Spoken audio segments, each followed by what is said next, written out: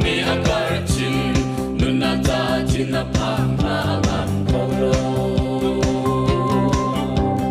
si se no kami tu matiak padakan si sudah kambat betul na ay putung min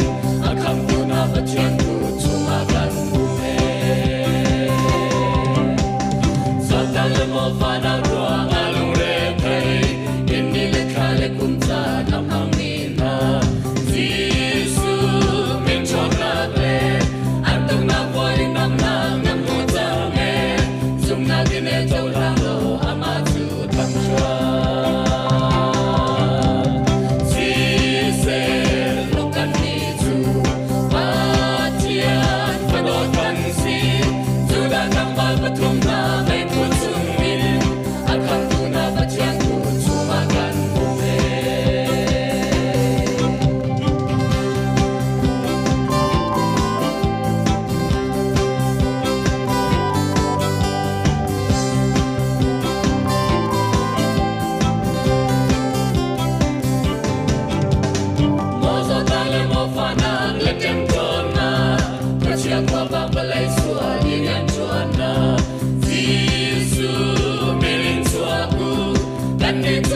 Pachian yakin kan si Pachian kwa bang pen lage